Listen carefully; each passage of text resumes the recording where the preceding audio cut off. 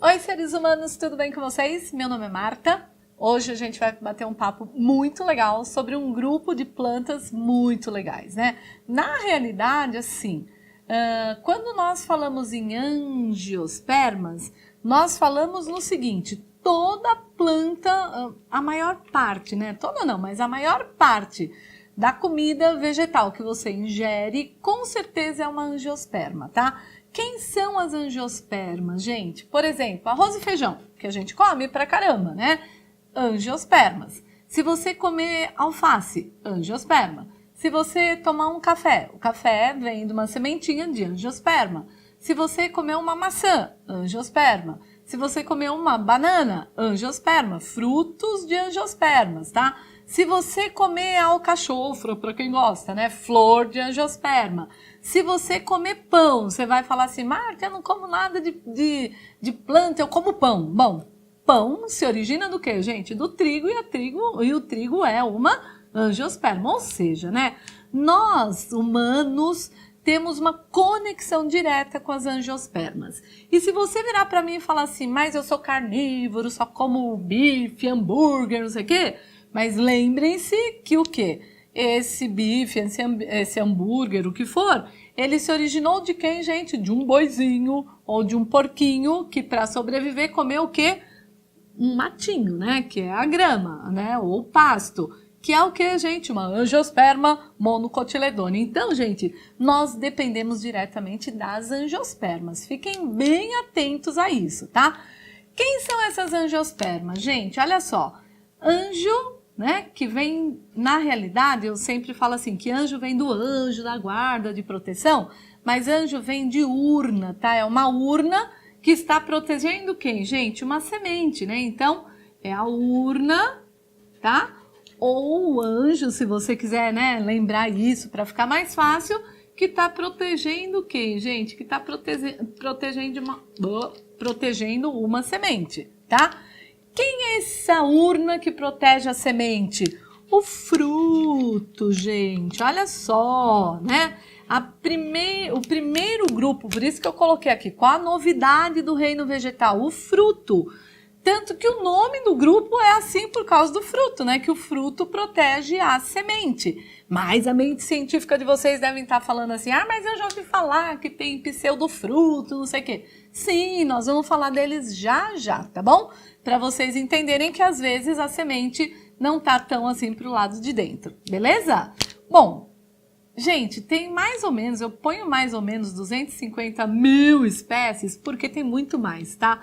Tem muita coisa que a gente ainda não descreveu. O Brasil é o país que tem a maior biodiversidade planetária e tem muita coisa que nem foi descrita ainda, por isso que eu boto só mais ou menos esse número de espécies descritas, né? Então, ou seja, né? Olha só o que tem de coisa que já foi descrita por aí.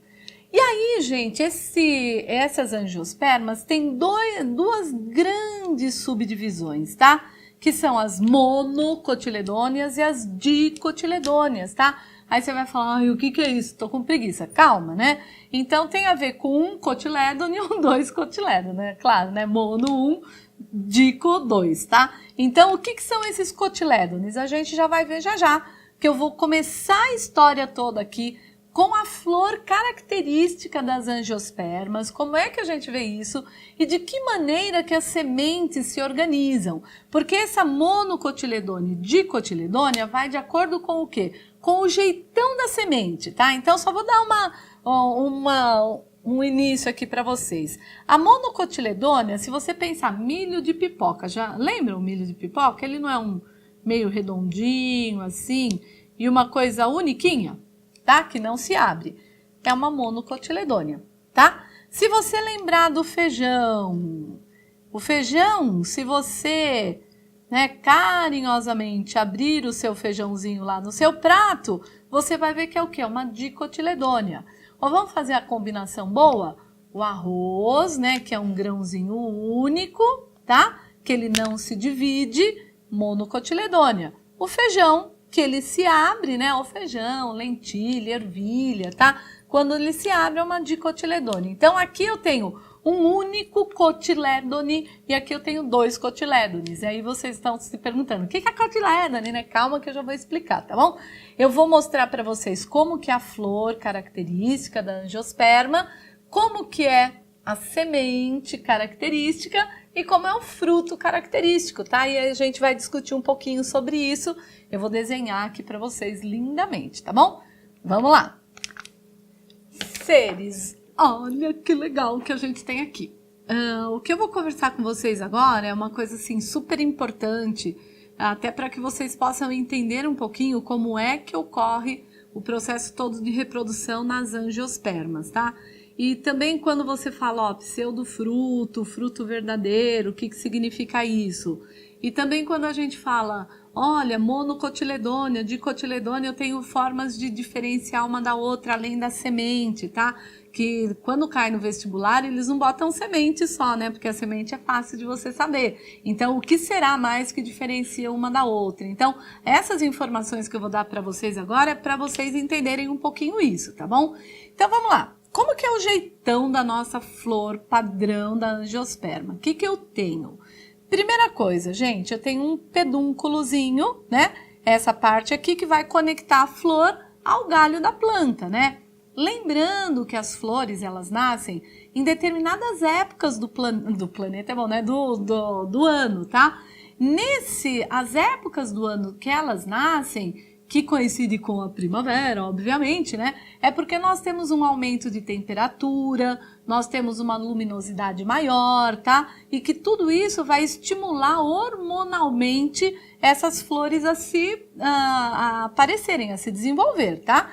Então, ó, o pedúnculo que eu conecto com quem, gente? Com o galho da minha planta, tá? Nesse pedúnculo, gente, ele vem aqui para cima e forma essa estrutura que eu desenhei aqui, gente. Essa estrutura que ela se chama, ela tem um nome bacana, né? Ela se chama receptáculo floral, tá? Por que será que essa estrutura tem o nome de receptáculo floral? Aquele que recebe as outras estruturas da flor, tá? Então, que estruturas estão conectadas ao receptáculo floral? Essas aqui embaixo verdinhas, que são as sépalas, tá? Então, quando você pega aquela rosinha que você vai dar para sua mãe, né? Então, aquela parte de baixo verdinha é o receptáculo floral e as sépalas. O conjunto de sépalas forma, gente, uma coisa que nós chamamos de cálice, tá? Então, o conjunto de sépalas forma um cálice aqui embaixo de quem, gente? Embaixo dessas de cor rosa que eu coloquei aqui, que são as pétalas, certo? O conjunto de pétalas nós chamamos como, gente? Nós chamamos de corola. Não é à toa que tem um carro com este nome, corola, por quê? Que é o que é macio, tenro, bonito, que chama atenção, né? Então, essas pétalas que formam essa corola, né, que é esse conjunto, elas têm uma finalidade, gente, que é chamar a atenção de quem? Dos agentes polinizadores, tá? Por quê? Porque as angiospermas, elas já dependem de agentes polinizadores para fazer a fecundação. Diferente das gimnospermas, que era só pelo vento, né? Aqui não, aqui a polinização vai ser feita por inseto, pássaro, por morcego, por molusco, tá? Todo esse povo que ajuda na polinização. Então, a minha flor, ela tem que chamar atenção. Ela tem que ser colorida, ela tem que ser cheirosa, ou pelo menos ter o cheiro que chame a atenção daquele animal, tá? Que nós temos uma espécie de flor que ela exala um cheiro de carniça para chamar a atenção de um agente polinizador específico, que é o que, gente? A mosca que fica lá em cima da carniça, tá? E aí essa mosca vai fazendo a polinização. É muito legal esse processo todo de adaptação dessa flor para chamar a atenção dos agentes polinizadores, tá? Então, uma das coisas são as pétalas coloridas, bonitas, macias. Outra coisa é o que nós temos aqui, o néctar, né, que essas plantas produzem, tá? Então, tudo isso vai chamando a atenção do agente polinizador.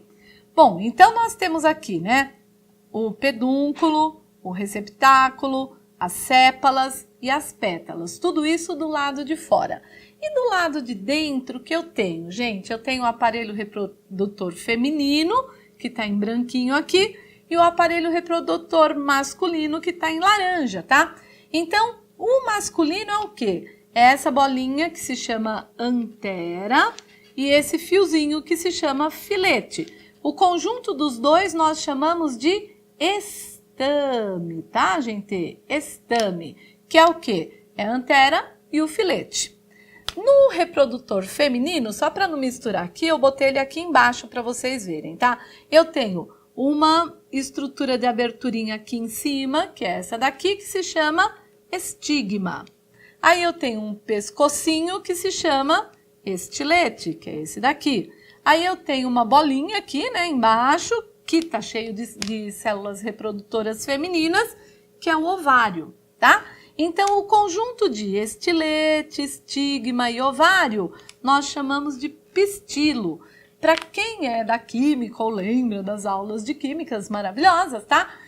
Quando você vai fazer maceração, né? Quando vai amassar alguma coisa, lá na química a gente usa um pistilo, que é um negócio muito parecidinho com esse daqui, com uma bolinha embaixo, para você esmagar o material, tá, gente? Eu imagino que seja por isso que eles tenham botado o nome de pistilo, tá? Então, o que nós temos aqui na nossa flor, né? Nós temos o aparelho reprodutor masculino e o feminino, e as estruturas que vão conectar a flor ao galho ou que vão chamar a atenção do agente polinizador, tá? Existe uma série de variações de flores, tá? Eu tenho flores que não têm o aparelho reprodutor masculino e que só tem o feminino, e flores só com o feminino, sem o masculino e assim por diante, tá? Ou eu tenho uma flor hermafrodita como essa daqui, beleza? Claro que todo organismo desse planeta não tem intenção de se autofecundar. Então, quando eu tenho uma flor hermafrodita, nós temos uma diferença de tamanho, né, do estame para o pistilo, justamente para que esse estame, né, os grãos de pólen daqui não fecundem essa nossa flor, tá? Porque não é intenção se autofecundar, porque você quebra aquela coisa da variabilidade genética. Tudo bem? Linda nossa flor aqui. Agora entendam esse diagraminha que eu desenhei aqui para vocês, tá? Imaginem assim, que eu peguei a flor e fiz um corte deste jeitão assim, ó, tchuf, tá? E tô mostrando, abri a flor e tô mostrando para vocês aqui, tá? Esse é o diagrama floral que nós chamamos, né? Então aqui eu tenho o núcleo, né? Esse núcleo aqui de fixação das estruturas do receptáculo floral. Aí eu tenho o quê? Esse verdinho aqui que são quem, gente? As sépalas, tá? E eu tenho esse rosinha aqui que são as pétalas. Por que é interessante conhecer esse diagrama floral? Porque depende se for monocotiledônea ou dicotiledônea, eu tenho uma quantidade específica de estruturas florais, tá? Aqui no meu núcleo, né, onde eu vou ter o quê, gente? Os estames e o ovário, eu vou ter um número X, se for monocotiledônea, e um número Y, se for dicotiledônea, que a gente vai falar mais na frente. E as sépalas, a mesma coisa, tá? Eu vou ter uma quantidade de sépalas, se é múltiplo de 3 é uma, se é múltiplo de 5 é outra, a gente já vai falar já, tá? Mas só para vocês saberem que esse diagrama, ele se origina do quê, gente? Ele se origina quando eu faço um corte deste jeitão na minha flor e mostro ela, né, aberta para vocês aqui de dentro, tá bom? Então, ó, o que acontece? Né, a antera, ela libera os grãos de pólen, com a produção muito parecida com o que a gente viu nas gimnospermas, que eu vou falar já. Esse grão de pólen cai aqui no estigma da flor, forma um tubo polínico, poliniza as zoosferas que estão aqui dentro, tá, gente? E aí acontece o quê? A partir do ovário nós temos então a formação de um fruto. Se for um fruto verdadeiro, né? Quando eu chamo de fruto verdadeiro, é quando o ovário se entumece e o fruto se origina a partir do ovário entumecido, tá? Se for um pseudofruto, quem vai se entumecer ou é o receptáculo floral, né? Ou às vezes o pedúnculo, depende muito, tá, gente? Então, quando você tem uma planta, né, um fruto que a gente chama de pseudofruto, que eu vou dar os exemplos, ou vai ser o receptáculo floral, que ele vai se entumecer, né? Então isso daqui vai ficar para o lado de fora, ou vai ser o pedúnculo, às vezes até o estilete, depende muito, tá, gente? E aí eu vou falar para vocês. Mas fruto verdadeiro é quando eu tenho o quê? É quando eu tenho esse ovário, ele vai se entumecendo, as pétalas vão caindo, ele vai ficando mais gordinho e dentro dele ficam quem, gente? As sementes, né? Porque a semente nada mais é do que o quê? É a oosfera que foi fecundada por uma célula reprodutora masculina, tá bom? Vamos entender um pouquinho mais sobre frutos e sobre sementes, né? Já que a flor agora a gente já sabe bastante, tá bom? Seres, agora aquela florzona que tava lá, eu fiz uma florzinha miniatura para vocês, tá? Porque tudo isso vocês já sabem o que que é, né? Então, o que que acontece? Depois que o grão de pólen sai ali da antera bonitinho, né? Ele faz o quê? Ele vem, se deposita aqui nessa região que nós chamamos de estigma, tá? Então, aqui em cima, quem se deposita é o grão de pólen, né? Mas lembrem-se o seguinte é bom, né? O seguinte, o grão de pólen, ele é o gametófito masculino, ele não é o gameta masculino, tá, gente? Dentro do grão de pólen eu tenho o gameta masculino. Aí eu tenho umas outras celulinhas, eu vou explicar isso melhor, tá? Mas só para adiantar, eu tenho umas outras celulinhas que vão abrindo aqui no meio do meu estilete, vão abrindo o que nós chamamos de tubo polínico. Gente, essa coisa do tubo polínico é muito legal, porque o estigma ele é fechadinho, tá? E ele só vai abrir o tubo polínico a hora que eu tiver um grão de pólen aqui em cima e que esse grão de pólen fizer o quê? Liberar, né, uma célula com enzima específica para poder fazer o tubo polínico, tá? Aí, o que que acontece? Abriu o tubo polínico, né, aqui bonitinho, para chegar até o ovário. Aí a célula, né, que é o grão de pó, que é a célula reprodutora, ela escorrega aqui no tubo polínico e vai fecundar as nossas oosferas que estão aqui no ovário. Tudo bem? Bom, para esse grão de pólen chegar até aqui, ele tem que passar pelo processo de polinização, né? Então, existe lá uma coisa que nós chamamos de polinização, tá? Que eu vou falar para vocês também mais para frente bonitinho como é que ocorre essa polinização, que tem pelo vento, né, que é a anemofilia, pelos morcegos, quiropterofilia e por aí vai, tá? Que eu já vi cair isso no vestibular, então é legal vocês saberem que eu tenho agentes polinizadores para angiospermas e de acordo com o agente eu vou ter um nome específico. Então eu vou fazer uma tabelinha bonitinha, né, falando o agente polinizador e que nome que a gente dá para ele, tá? Como eu falei para vocês, por que que tem isso, né? A flor chama a atenção desses agentes polinizadores, o grão de pólen vem aqui, cai aqui no estigma, forma o tubo polínico e manda a célula reprodutora masculina fecundar a feminina. Fecundou, gente, o que que vai acontecer? Esse tubo polínico, ele regride, né? As pétalas, elas acabam murchando e no lugar aqui, gente, neste local, nós vamos ter o acontecimento do quê? O aumento do ovário aqui, ó, vai ficando assim, ó, tchum, tchum, tchum, grandão. Desse jeitão que eu desenhei aqui. Então, tudo isso que vocês estão vendo aqui, o que que é, gente? É o ovário que se entumeceu, tá? E dentro, nós temos quem? Nós não tínhamos aqui as células, as oosferas? elas não foram fecundadas, então são elas que se transformam em quem, gente? Elas vão se transformar na semente. E nós sabemos já que dentro da semente, o que nós temos, gente? Dentro da semente nós temos o embrião, né? Então é essa semente que quando você... Eu já falei isso, né? Então eu falo de novo.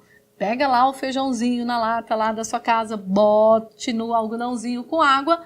Não usa copinho plástico, não. Pega uma casquinha de ovo, tá? E põe lá dentro e põe a semente para você ver. Gente, pode ser que vocês não curtam, mas é muito legal ver essa sementinha começar a formar um embrião, tá?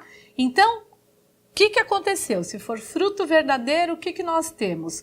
É a parede do ovário que se entumece, tá vendo como ela fica grandona?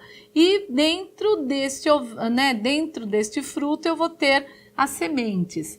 Só que eu tenho frutos secos, né? Como é o caso do feijão, por exemplo. A vagem é um fruto seco. Não tem essa paredona aqui do ovário, né? Ela é mais fininha, mas as sementes estão lá dentro, tá? Então, quando eu falo de fruto verdadeiro, é quando o ovário é que vai se entumecer e as sementes estão lá dentro. Pseudofruto é quando eu vou ter entumecimento do quê? De outras estruturas da flor, tá? Que não o ovário, beleza? Bom, o que eu tenho? Eu posso ter flor isolada, que é assim, uma flor isolada, eu tenho um fruto isolado, tá? Eu tentei, juro para vocês que eu tentei desenhar aqui uma jabuticaba, né? Então, parece só uma bolinha aí, mas não, gente. Ela é uma jabuticaba.